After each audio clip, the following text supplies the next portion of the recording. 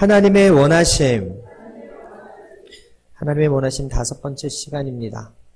저에게는 2딸이 있는데요. 설교를 준비하다가 예전에 유은이가 9살 때 쓴 일기 내용이 발견이 돼가지고 여러분들한테 좀 읽어드리고 나눴으면 좋겠습니다. 뭐라고 썼냐면 우리 둘째 딸 유은이가 지금 자리가 없는데 이렇게 썼어요. 9살 때예요. 9살.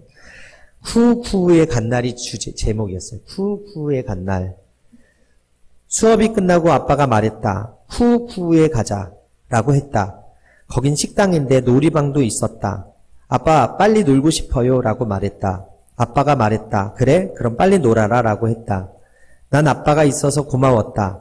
아빠는 내게 꼭 필요했다. 왜냐하면 아빠는 축복해 주시니 우리가 축복의 아이가 된다. 그리고 놀이방에서 재미있게 놀았다. 그런데 놀다가 무슨 친구를 사귀었다. 한 친구는 1학년이고 한 언니는 3학년이다. 친구랑 노는데 어린이도 사귀었다.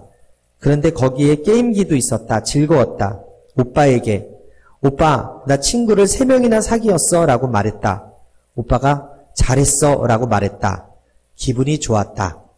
끝! 9살짜리 일기예요. 어린이의 순수함이 그대로 묻어있는 일기인데 이제 이 아이가 컸어요. 이제 1학년이고 중학교, 이제 내년이면 중학교 2학년이 되고 합니다. 하나님이 이 아이에게 참 많은 재능을 준 것 같아요. 그래서 노래도 잘하고요. 드럼도 생각보다 잘 치고 여러분 아시는지 모르겠는데 그림도 되게 잘 그려요. 그래서 이렇게 카툰, 웹툰 이런 것들도 혼자서 막 이렇게 그려요. 하나님이 그런 재능을 주셨는데 며칠 전에 유은이가 그림을 잘 그려가지고 그리고 또 어떤 시를 또 잘 써가지고 학교에서 이런 포상을 잘하는 것 같아요. 그래가지고 이제 상품권을 뭐 2만 원, 1만 원씩. 게다가 아이가 또 이런 웹툰을 좋아해서 그런지 이 도서관에 가가지고 그 책을 많이 빌려받는가 봐요. 그러더니 이 대동여 중에서는 그 도서관에서 책을 많이 빌린 아이들한테 이렇게 결산을 해가지고 1등에서 15등까지 이렇게 상품권 2만 원을 주는데 얘가 또 2만 원을 14등 했다고 받아온 거예요. 그러더니 저한테 이렇게 딱 상품권을 내밀면서 하는 말이 아빠 상품권을 줄 테니 5만 원을 주세요. 그러는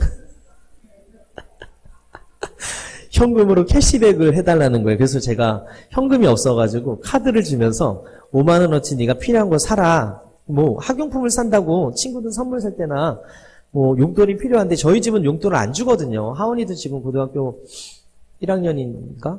근데도 저희는 용돈을 안 줘요. 필요하면 그냥 카드 제가 주고 필요한 거 사 먹으라고 하지 용돈을 따로 이렇게 안 챙겨주는데 얘가 이제 5만 원으로 딜을 하는 거예요. 저한테. 현금 5만 원을 달라고. 그래서 야 카드 줄 테니까 네가 원하는 거 쓰라고 했는데 안 된다는 거예요. 5만 원을 줘야 된다. 그래가지고 알겠다고 하고서 지금까지 안 주고 있어요. 현금이 이제 찾아서 줘야 되는데 자 제가 이 얘기를 왜 이렇게 장황하게 하냐면 생각했어요. 어릴 적 아이는 아빠가 있으면 그냥 축복의 아이가 되고 아빠가 가는 곳에서 신나게 놀고 신나게 떠들고 친구들하고 노는 게 행복한데 이제 어느덧 이 아이가 커가지고 돈이 필요하고 친구들과 함께 해도 돈이 필요한 것을 알게 된 거예요. 저는 아이들한테 좀 관대한 편이어가지고 마트에 가도 마음껏 사라고 해요. 하나씩. 여러분 지금 20대, 30대, 40대 자녀를 둔 부모님들은 알 거예요. 얘네들이 한박 웃음을 짓게끔 하는 게 여러분들 5만 원 준다고 그게 한박 웃음이 지어집니까?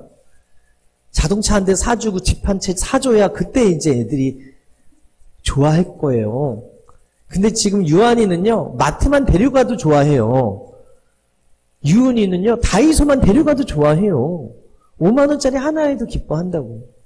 그것을 보면서 아이들이 커가면서 이 원함이 더욱더 커지는 거구나. 부모로서 능력이 되고 부모로서 할 수 있으면 해주고 싶은 게 부모 마음인데 그렇지 못할 경우가 크지 않습니까? 아이가 커가면서 원함은 커져갈 것이고 능력이 되는 만큼 부모가 지원하겠지만 그리 못할 때 아이들이 느끼는 그 감정이 뭐겠어요? 행복감보다는 거절감과 절망과 불행감이 클 거예요. 20대 청년들이 왜 우울감이 이렇게 클까요? 왜 이렇게 우리나라의 자살률이 높을까요? 인스타그램이라던가 유튜브를 보게 되면 너무 행복하게 인플루언서로 사는 사람들이 많아요. 근데 다 그렇지 않거든요. 근데 그걸 보고 내 모습을 봤을 때 비교의식이 드는 거예요. 금수저, 흙수저, 다이아몬드 수저 비교하면서 이렇게 불행감을 느끼는 사람들이 우울하게 되고 다른 사람과 비교했을 때 내 인생을 비하하게 되고 그래서 어떻게 해요? 자살하는 사람도 생기더라는 거예요. 오늘 하나님의 원하심에 대해서 우리가 나누고 있는데 우리가 하나님께 기도해요. 하나님께 바라는 것도 많고 원하는 것도 많아요. 그런데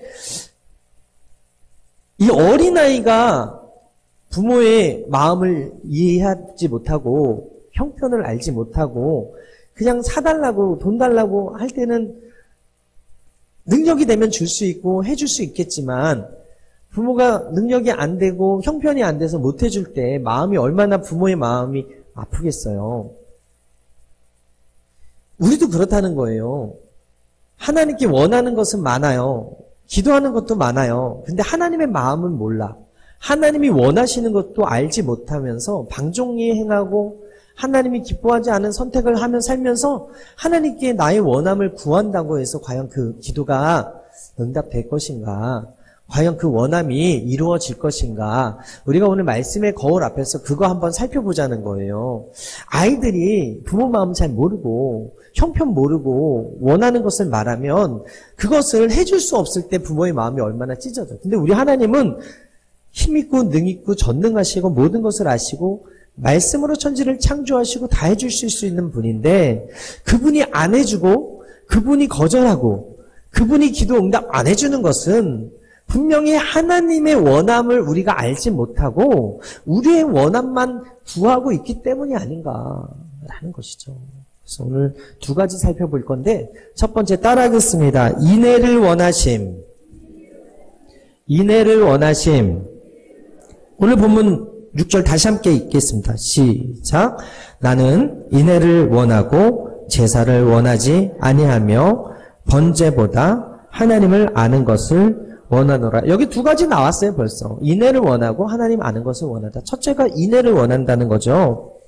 하나님께 예배 드리는 것도 중요하지만 우리 삶 가운데 인애가 있는가. 하나님께서 이스라엘 백성들에게 인애가 없다라고 말씀하고 있는 거예요. 인애를 한마디로 설명하기 어려운 개념이지만 쉽게 생각하면 사랑입니다. 사랑.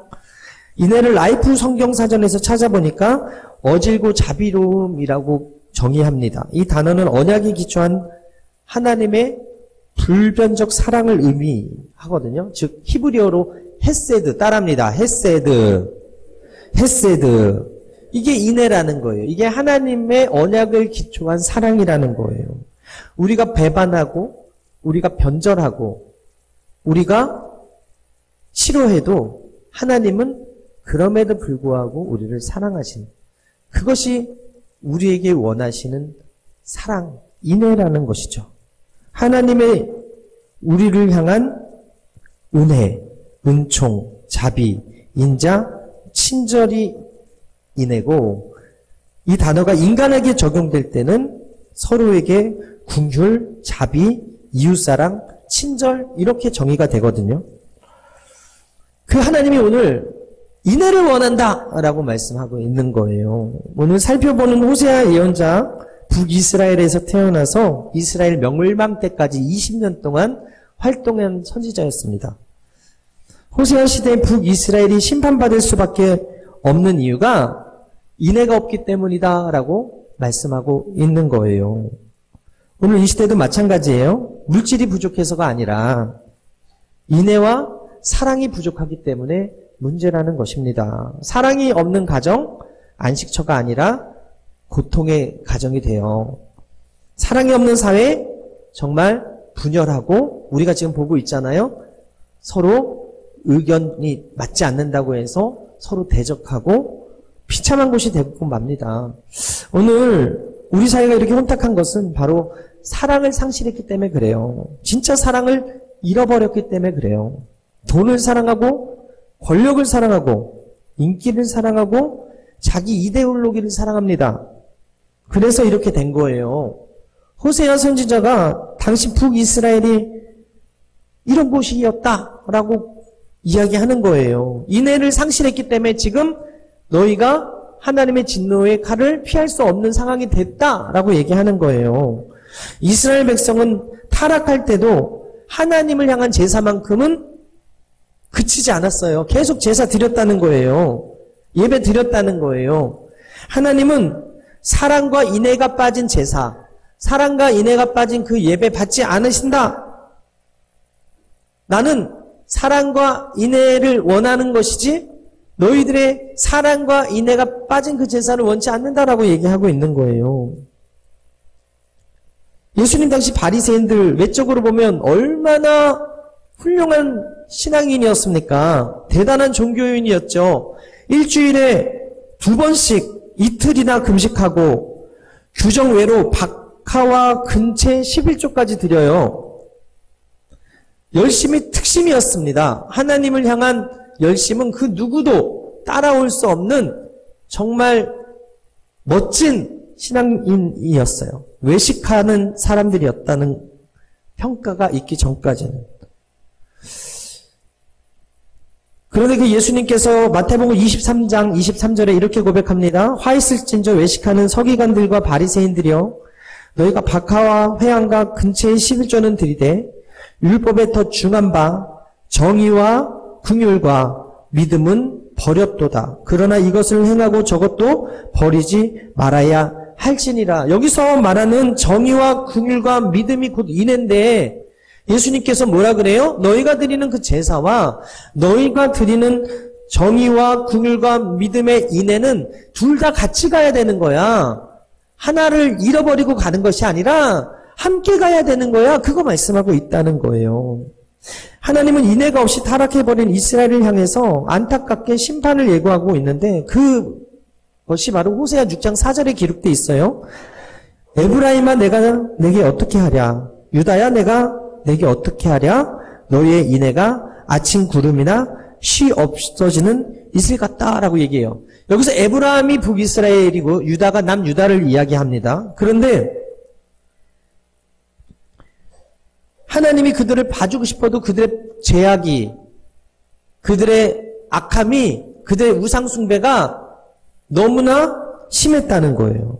그래서 심판할 수밖에 없는 상황이라는 거예요. 호세아 6장 5절인데 그러므로 내가 선지자들을 그들을 치고 내 입의 말로 그들을 죽였노니 내 심판은 비처럼 나오겠다라고 말씀하고 있어요.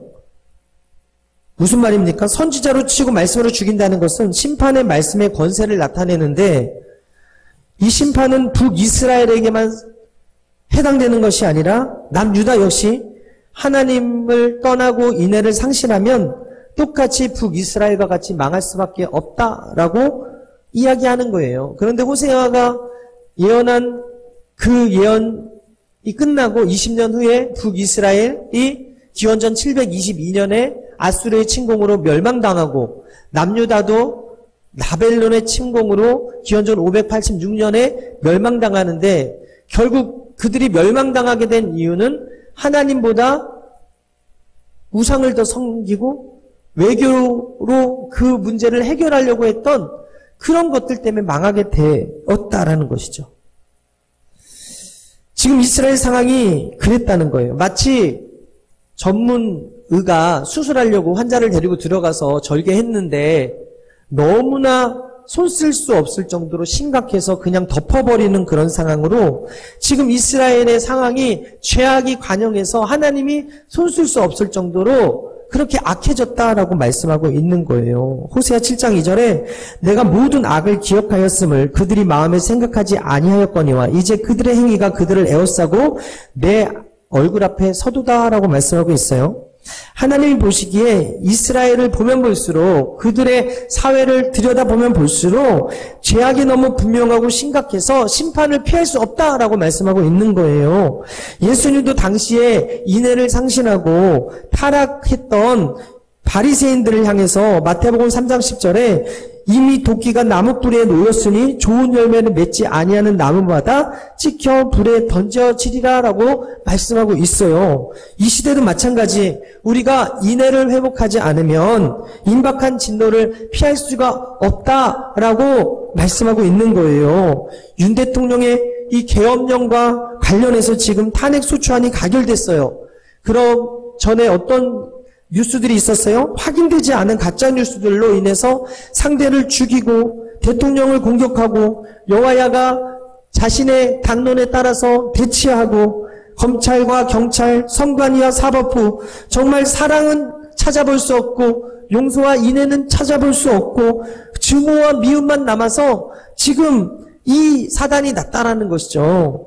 오늘 하나님께서 자기 백성에게 원하는 게 뭐라고요? 인애와 사랑이라는 거예요. 그런데 하나님의 백성의 모임인 교회는 또 어떤가? 우리가 사랑하고 있는가? 용서하고 있는가? 인애하고 있는가? 사랑의 눈으로 바라보고 있는가? 오늘 말씀의 거울 앞에서 우리가 점검하게 되기를 바랍니다. 여러분 오늘 하나님께서 우리 예배를 기뻐하지 않는다라는 뜻이 아니에요. 우리 예배 기뻐하십니다. 그런데 예배와 삶을 분리시키며 살지 말라라는 거예요. 오늘 우리가 은혜 받았으면 산 가운데 인애를 실천하며 살라라는 거예요. 사랑의 눈으로 바라보라는 거예요. 사랑의 언어를 해주라는 거죠. 하나님을 믿는다고 하면서 교회 다닌다고 하면서 직분 받았고 내가 오래 신앙생활 했다고 하면서 실제 삶의 자리에서는 하나님이 안 보이는 거예요. 자기 생각이 내 고집이 센 거예요. 예배는 그럴듯이 경건하게 드린 것 같은데 삶의 현장에서는 하나님이 기뻐하지 않는 언행과 삶을 사는 사람이 너무나 많이 있다라는 거예요. 그래서 갈라디아서 6장 7절에 이렇게 말하지 않습니까? 스스로 속이지 말라. 하나님은 업신여김을 받지 아니하시나니 사람이 무엇으로 심든지 그대로 거두리라. 여러분 우리가 하나님이 주시는 성령으로 취해야지 술에 취하면 안 돼요. 우리가 하나님이 주시는 말씀으로 충만해야지 담배 연기로 충만하면 안 돼요. 우리가 하나님의 말씀을 받았다면 우리가 하나님의 자녀로 인치심을 얻었다면 세상 사람들과는 다르게 나아가서 빛과 소금의 역할을 감당하며 살아야지. 그들이 하는 대로 똑같이 술 마시고 똑같이 담배 피고 똑같이 살면 안 된다라는 거예요. 인애가 빠진 예배는 우리 자신을 속이는 것과 같게 되지 않는다라고 호세아 선지자가 이야기하는 것처럼 이스라엘이 하나님께 범죄한 것은 하나님께서 너무 무리한 걸 요구했기 때문이 아니에요. 그들이 지키려고 마음만 먹으면 지킬 수 있는 율법과 언약을 주셨는데 그들이 아담처럼 언약을 지키지 않은 거예요. 선악과만 따먹지 않으면 됐는데 선악과만 따먹어서 그렇게 됐잖아요. 호세아 6장 7절에 그들은 아담처럼 언약을 어기고 거기에서 나를 반역하였느니라. 거기가 약속의 땅 가나안, 이 가나안 땅 어떻게 들어왔어요? 하나님께서 모세를 통해서 440년 동안 정말 압제당하고 고통당하고 노예로 살던 이스라엘 백성들을 사랑하셔서 그들의 부르짖음을 들으셔서 모세를 세우시고 40년 광야 생활 끝에 들어온 그 약속의 땅, 하나님께서 주시고자 하셨던 그 땅에 들어왔는데 그곳에서 하나님의 말씀대로 살면 형통하겠다고 말을 했는데 뭐라 그래요? 듣지 않았다는 거예요. 창세기 2장 16절에 야훼 하나님이 그 사람에게는 명하여 이르시되 동산 각종 나무의 열매는 내가 임의로 먹되 선악을 알게 하는 나무의 열매를 먹지 말라. 내가 먹는 날에 반드시 죽으리라. 반드시 죽으리라고 했는데 어떻게 했어요? 먹고서 결국 우리는 영으로 죽을 수밖에 없는 존재가 됐다는 거예요. 영원히 안 죽어도 되는 존재가 영이 죽었다. 당장 먹어서 죽진 않았지만 영이 죽었다는 건 뭐예요? 하나님과 분리되었다는 거잖아요. 우리가 지금 영이 예수님 때문에 살아서 지금 죽어도 그 영이 천국에 가는 하나님의 자녀가 되었지만 믿으시면 아멘. 세상 사람들은 지금 영이 죽었기 때문에 예수 그리스도를 믿지 않는 그분들은 육신이 어느 순간 죽게 되면, 육신이 어느 순간 영과 분리가 되면 그 영은 어디로 가냐고요? 지옥에 갈 수밖에 없다라는, 이게 바로 영이 죽은 상태라는 거거든. 근데 오늘 똑같이 호세아 선지자가 이스라엘 백성들에게 말씀을 주시면서 경고하는 거예요. 호세아 6장 5절에 그러므로 내가 선지자들로 그들을 치고 내 입의 말로 그들을 죽였노니 내 심판은 빛으로 나오느니라. 하나님의 말씀을 무시하고 반역했기 때문에 그들이 심판을 피할 수 없게 되었다라고 하나님께서 그렇게 말씀하고 있는 거거든요. 여러분, 호세아는요, 하나님의 사랑을 이야기하는 선지자였어요. 이스라엘에게 많은 배반을 당하면서도 하나님이 너희를 포기하지 않는다는 것을 가르쳐 주시기 위한 대표 주자로 하나님이 호세아를 선택하셨다고요. 아시다시피 고멜이라는 그 창녀를 집 나가면 데려오고 집 나가면 데려오고 집 나가면 데려와서 끝까지 사랑하라고 명령하셔서 정말 그 고멜을 사랑하는 그 모습을 통해서 배반하는 이스라엘을 보여주시고자 하나님께서 호세아를 들어 사용하셨잖아요. 나를 사랑하되 끝까지 사랑하시는 그 예수님의 상징이 바로 호세아 선지자인데, 예수님이 십자가에서 그 사랑을 우리에게 온전히 보여주신 것처럼 그 하나님이 오늘을 사는 우리에게 원하시는 것이 무엇이다? 끝까지 사랑하라는 거예요. 하나님을 끝까지 사랑하고 내 이웃을 끝까지 사랑하라는 거예요. 실망할 수도 있고 서운할 수도 있고 배반당할 수도 있지만 하나님께서 그렇게 사랑한 것 같이 우리도 그 사랑을 놓지 말라고 이야기하는 거예요. 여러분, 구약학 교수이시고 제 은사이신 차준희 교수님께서 이 인애에 대해서 이렇게 정의하셨어요. 호세아 6장 6절에 나오는 인애는 본문의 앞뒤 문맥을 통해 살펴볼 때 사람 사이의 도리에 충실함으로 해석할 수 있고 하나님에 대한 신자의 도리에 충실함으로 해석할 수 있습니다 라고 얘기했어요. 무슨 얘기냐면, 목사님으로서 제가 여러분들에게 충실한 것은 말씀을 잘 준비해서 여기서 여러분들에게 하나님의 말씀을 잘 전하는 게 충실한 것이고, 목양을 게을리하지 않고 여러분들을 신방하고 문제가 있으면 찾아뵙고 기도해드리고 질병 있는 분들을 위해서 기도해주고 중보하는 이 일이 제 사명이고 사역이고 목양이에요. 이거를 충실히 해야 된다라는 것이죠. 게을리해서는 안 된다는 거예요. 집에서는 아버지로서 자녀들을 훈육하고 보호하고 양육하고, 한 가정의 남편으로서 책임을 다하고, 배우자로서 도리를 지키는 것, 그리고 한 가정의 아들로서 부모님에게 효도하고 공경하고, 자녀로서 사위로서 도리를 다하며 사는 것, 이게 바로 인애라는 거예요. 무슨 얘기인지 아세요? 여러분들이 직장에서 여러분들이 그 인애의 삶은 직장에서 충실한 거예요. 제가 말씀드렸잖아요. 성실이 무엇인가? 성실은요, 내가 잠깐 일이 있어서 떠났다가 다시 돌아오려고 할 때 그 공동체 안에서 나를 받아주면 나는 성실한 사람이라니까. 이게 바로 인애하는 사람의 삶이라는 거예요. 이용우 목사가 갑자기 여의도에서 발령이 나가지고 잠깐 떠났다가 한 3년 후에 다시 횡성교회에 오게 됐는데, 왔을 때 여러분들이 와 우리 목사님 다시 오신다고 박수치면 저는 성실한 사람이고, 다시 온다고 하는 소리를 듣고 데모하고 안 된다고 소리치면 저는 불성실한 사람인 거예요. 이게 여러분 삶 가운데서도 이루어져야 된다는 거예요. 어떤 가정에 아빠가 들어오는데 아빠가 온다는 소리를 듣고 아이들이 다 방에 들어가서 불을 끄고 잠자는 척한다? 이건 아빠가 인애하지 않은 거예요. 이건 아빠가 불성실한 거예요. 부모를 공경해야 되는 자녀가 부모를 학대하고 부모를 사랑하지 않으면 이건 인애가 아니라는 거예요.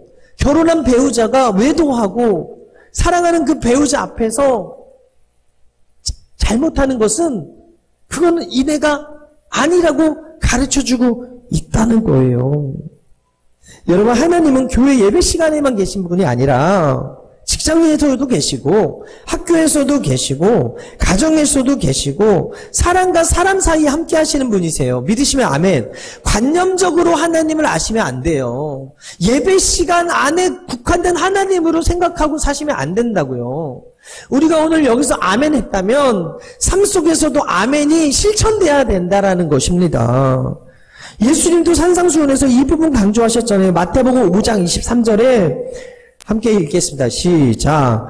그러므로 예물을 제단에 드리려다가 거기서 내 형제에게 원망 들을 만한 일이 생각나거든 예물을 제단 앞에 두고 먼저 가서 형제와 화목하고 그 후에 와서 예물을 드리라. 여기서 우리가 11조 올려드리고 감사헌물 올려드리고 각종 헌금을 올려드려도 일주일의 삶이 엉망이야. 일주일의 삶이 맨날 원망 들을 만한 일들을 하고 살았어. 하나님은 그 예배 안 받으시고 그 예물 기뻐하지 않으신다는 것이죠. 우리 영성이 교회에만 머물지 않았으면 좋겠어요.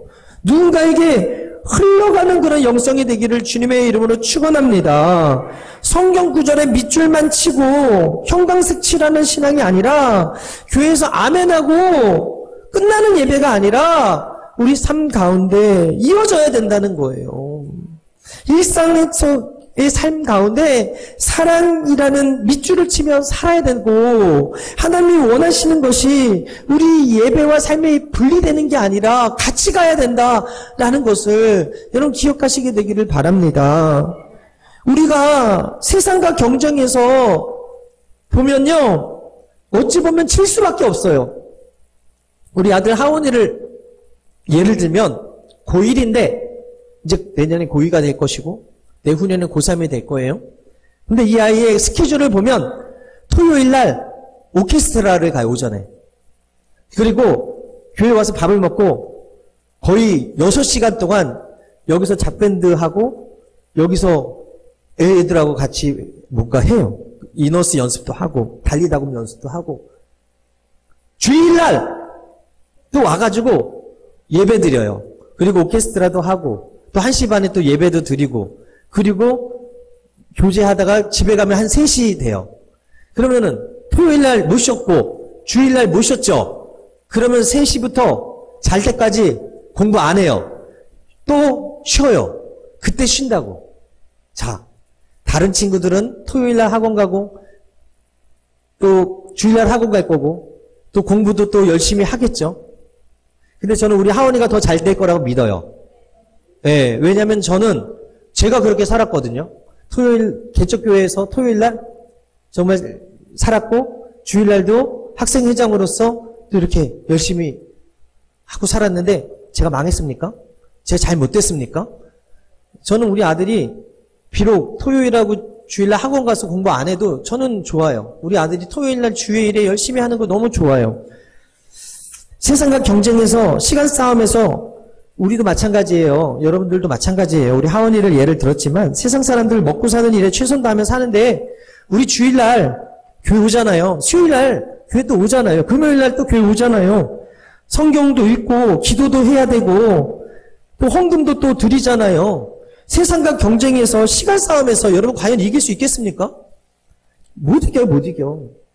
결국 하나님이 우리 삶에 함께해 주시는 것밖에는 답이 없어요. 여러분 요셉 형들에게 배신당하고 팔렸어요. 보디발의 아내에게 모함당해 억울하게 감옥에 들어갔어요. 근데 그 요셉이 망했습니까? 망하지 않았어요. 하나님께서 그를 높여주시더라는 거죠. 요셉의 태도를 보십시오. 여러분 창세기 40장에 보게 되면 6절 이하에 아침에 요셉에 들어가 보니 그들에게 근심의 빛이 있는지라 요셉이 그 주인의 집에 자기와 함께 갇힌 바로의 신하들에게 묻되 어찌하여 오늘 당신의 얼굴에 근심의 빛이 있나이까? 그들이 그에게 이르되 우리가 꿈을 꾸었으나 이를 해석할 자가 없도다. 요셉이 그들에게 이르되 해석은 하나님께 있지 아니하나이까? 청하건대 내게 이르소서. 여러분 이 요셉이요 자기 코가 석자인데도 그 죄수의 낯을 살필 정도로 요셉은 태도가 어떤 태도였어요? 이타주의였다는 거예요. 인내하는 마음을 가지고 있었다는 거예요. 그가 마음이 너무나 정말 그 꿈 때문에 불안하고 두려운 그 얼굴을 알고 하나님이 그 해석을 해주실 것입니다라고 담대하게 이야기하더라는 거예요. 요셉의 모습 속에서 인애를 발견할 수가 있는데 여러분 보세요. 형들이 자신을 팔아먹었잖아요. 믿었던 주인의 그 아내가 자기를 모함했잖아요. 그리고 술 맡은 간원장이 자기의 꿈을 잃어버렸음에도 불구하고 해석을 해준 것을 그는 망하지 않더라는 거죠.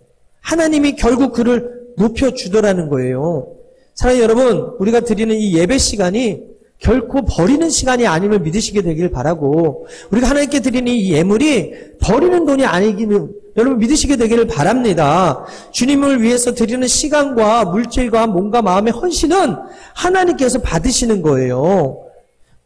요셉의 모습 속에서 이대를 발견할 수 있듯이 사랑의 눈으로 이웃에게 관심을 가지고 다가가면 하나님께서 그 요셉에게 그 애굽의 바로 앞에 존귀한 왕 앞에 서게 해주시는 것처럼 여러분들이 사랑의 눈으로 누군가를 대하고 그들의 필요를 채워주고 그들을 위해서 기도하기를 쉬지 않을 때 그들과 함께하는 사회적 영성으로 흘려보낼 때 우리는 인애를 원하는 아버지 원함대로 사는 삶을 사는 것이고 그런 사람을 하나님이 결코 망하게 하지 않는다는 사실을 믿으시는 여러분 되시기를 주님으로 축원합니다.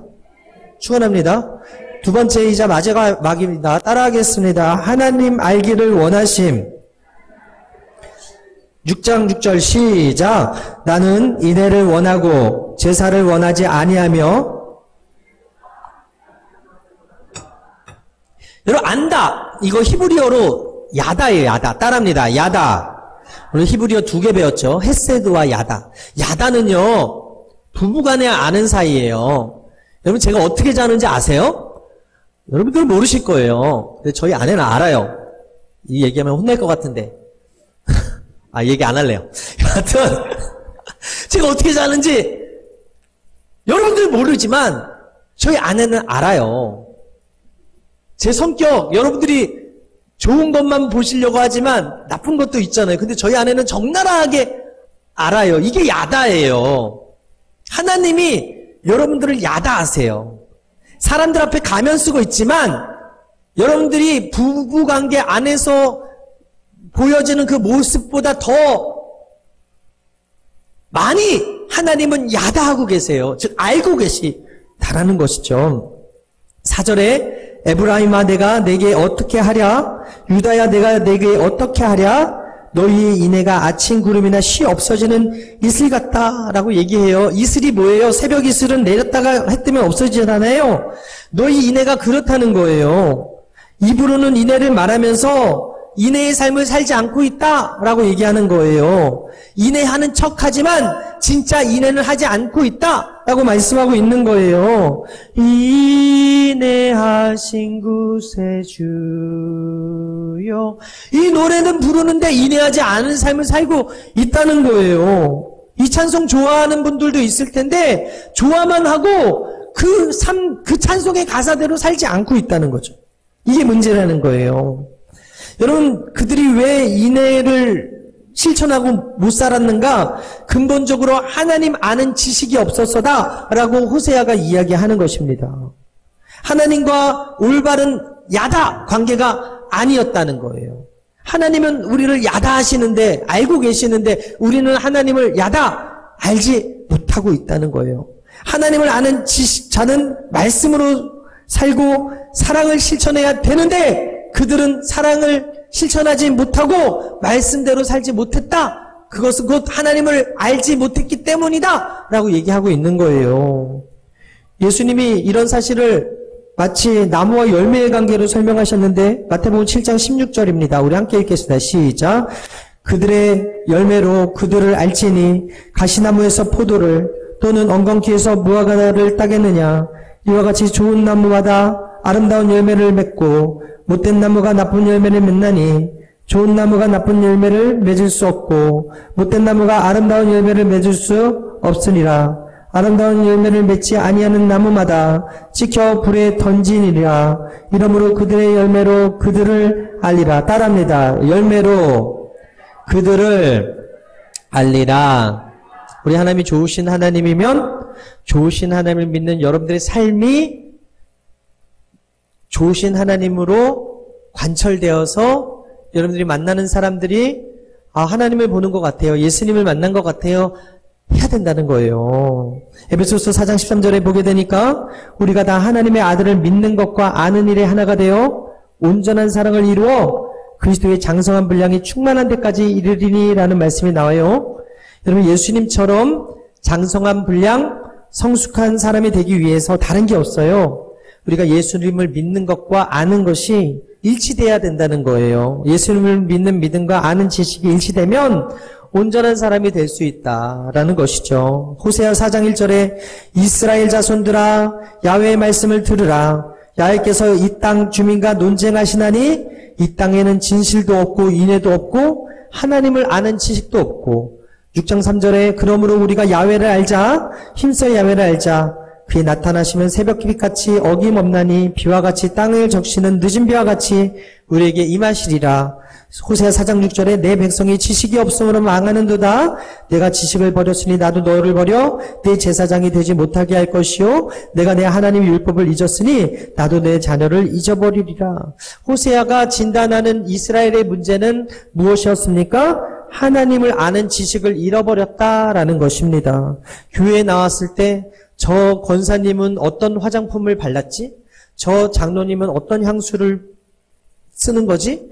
저 안수 집사님은 어떤 메이크 옷을 입은 거지? 이거에 관심을 갖는 것이 아니라 교회에 나오면 하나님이 나를 향한 삶의 목적이 무엇인가? 하나님이 오늘 나에게 원하심이 무엇인가? 이거에 관심이 많아야 되는데 교회에 나와서 다른 거에 관심이 많으면 안 된다는 거예요. 이 민족의 문제, 호세아가 진단한 문제는요.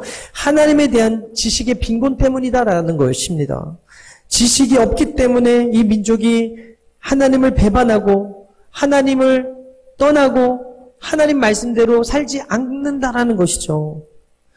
그 당시에 이스라엘 백성들 가운데 애국자가 없는 게 아니었어요.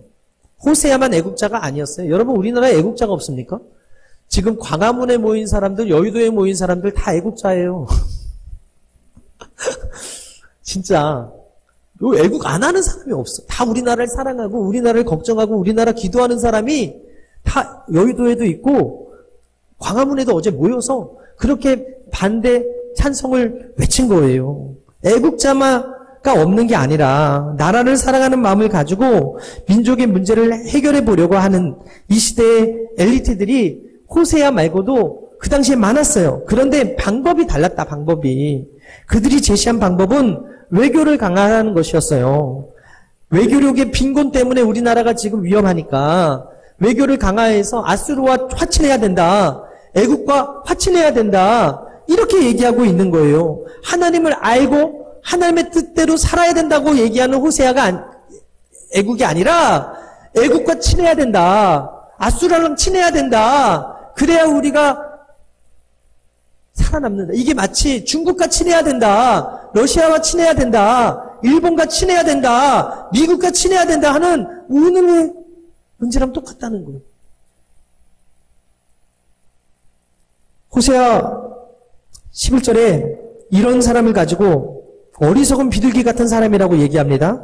그들은 애굽에서부터 새같이 아수르에서부터 비둘기같이 떨며 오리니 내가 그들을 그들의 집에 머물게 하리라. 나 야훼의 말이니라.